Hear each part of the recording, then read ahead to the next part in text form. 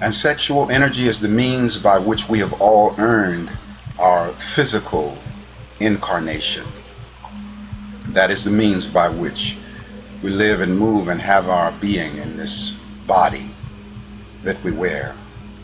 And so it's important for us to come into a deeper and more harmonious relationship with our sexual energy. The same energy, sexual energy, which makes babies and brings erotic pleasure, is the same energy that gives vitality to the body, that heals the body, and that which creates everything. And so it's better to have the hots than not.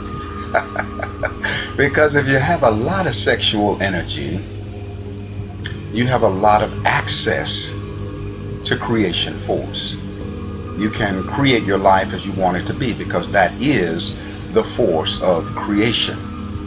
There is a synergy between the cosmogasm and the orgasm. The cosmogasm has to do with that energy that brought forth this entire universe when God Goddess came together in celestial copulation and brought forth this universe of which we are all a part. And that cosmogasm is the energy that is also meant to fuse the orgasm, because it is also once again creation, though on a microcosmic level.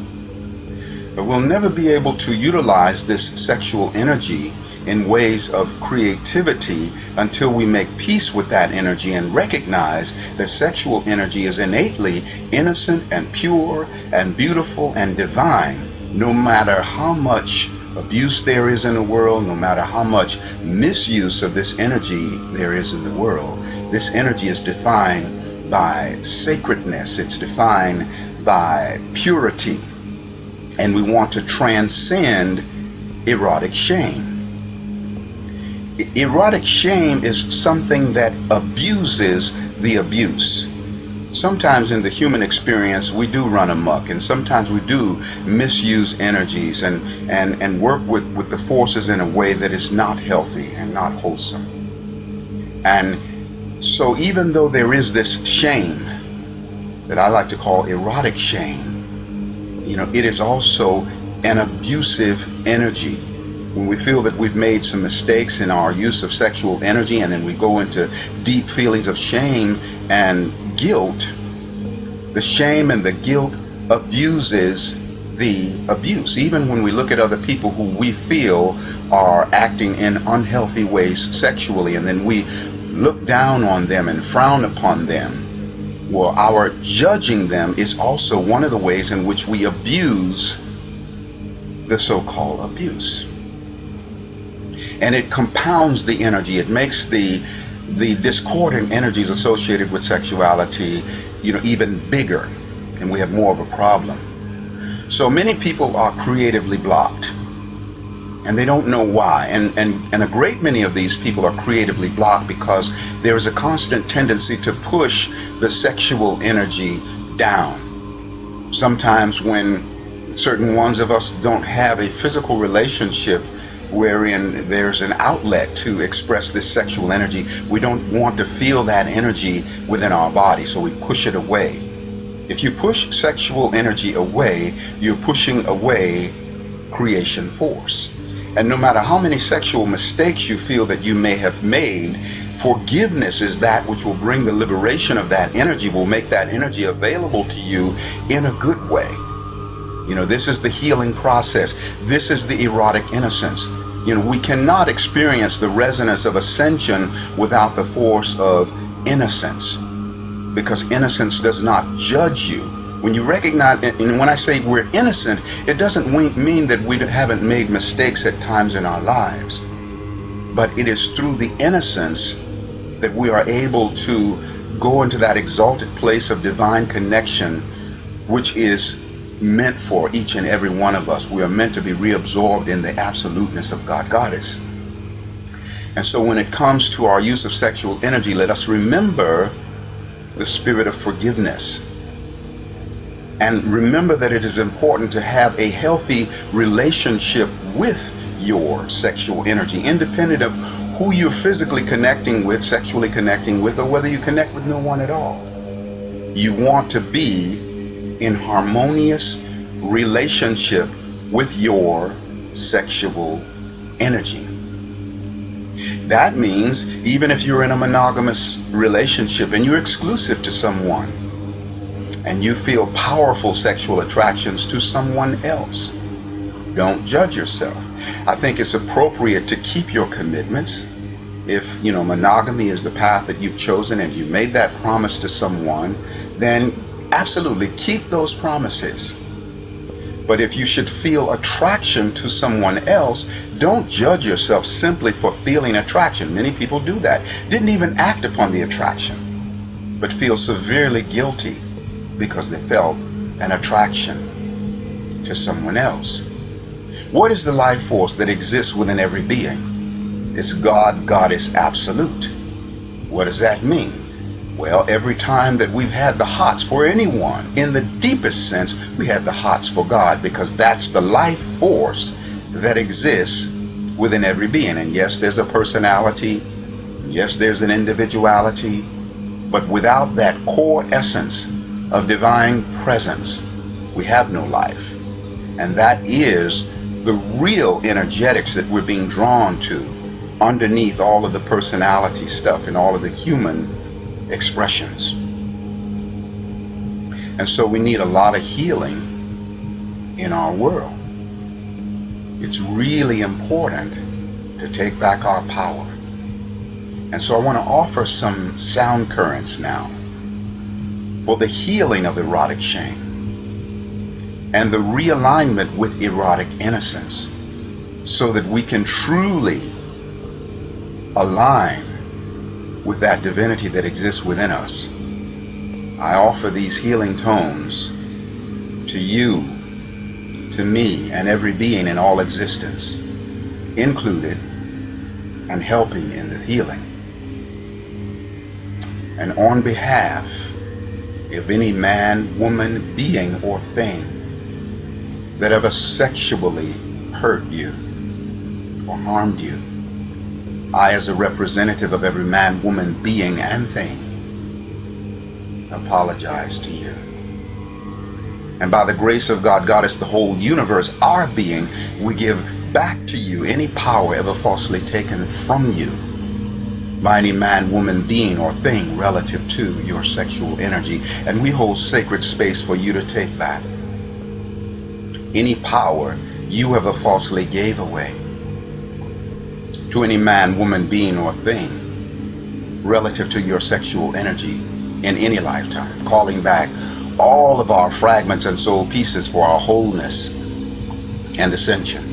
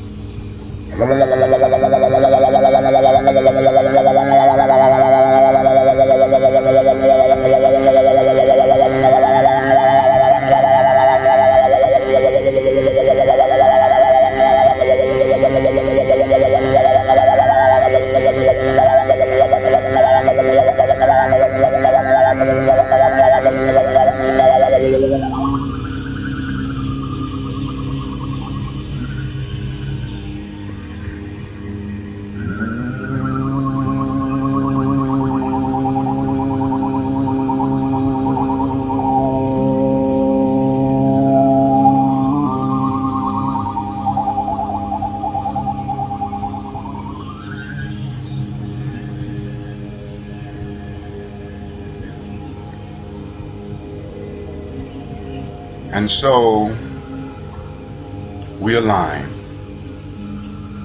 with erotic innocence. We transcend erotic shame. Remember the power of this great energy of sexual force. When you make love with your beloved, take a moment to align with what it is that you want to create in your life. What do you want to bring into manifestation, so that through the directing of your thoughts, that energy can become the embodiment of that intention, and that which would have otherwise made a baby will bring forth the magical child of the crystallization of the things that you want to bring into being. It's time for us to transcend sexually transmitted diseases, for that is an outpicturing of erotic shame, the collectiveness of erotic shame. It's time for us to stop shaming our children. If you find your little child self-pleasuring, masturbating, don't judge and shame that child. Find healthier ways to teach them the honorable way to be present with sexual energy. But when you shame them, when you spank them, then you are abusing. This is sexual abuse in and of itself, to shame a child for pleasuring themselves, to shame a child for feeling sexual energy, because many children wake up very early in life sexually. And it's a natural thing. They didn't intellectually say, now I'm going to have this journey with sexual energy. It was a natural awakening of that force within them, the coming forward of the energy of creation. So learn healthy ways to address your children with regards to this energy. And even if you see other people that don't hold that energy, hold sexual energy in the way that you would, don't judge and put them down. Because that which you judge, you will also attract unto yourself. And even when you judge your own self, you're not able to learn whatever it is that you need to learn from that experience, because judgment is in alignment with resentment. What you resent, you reject. What you reject, you can't learn from, and then you have to learn it over. And so learn to look with eyes of innocence. And be compassionate even towards those who do the most heinous things with sexual energy. Even those who would do something like that to their own child. Anyone that does that has so much self-hatred, and they are in great need of compassion. And furthermore, they are an extension of our own self. Any being that you see anywhere and anywhen is you by extension. And when you severely judge another being, you are severely judging your own self by extension, because you live as a cellular presence within that same being. So learn to look with eyes of innocence. Look with eyes of compassion. Love yourself with the passion of heaven. Be of the resonance of this poem that I wrote called I Do Take Me. I love myself with all my heart, eternal knowing. God, impart no more hatred, no more pain, legacy of heaven, mine to claim. Once I really hated me, a self-induced catastrophe. Others began to hate me too. Hate's reflection became my due. When I look in any mirror, each reflection is my own. If I dislike that which I am, rejection by others will be shown. In self-acceptance, let me grow, to hereby let all others know. I want them to accept me too. They only follow what I do. I ask myself to marry me, to thus fulfill my destiny. I promise always to be true. Self-love and honor I am due. Sweet self, I'm sorry for the pain. Forgive and love me once again. I want me for eternity, a better lover than to be. Now every bond is sweeter too. For loving me is loving you. Within the church of heaven's house, I do take me to be my spouse.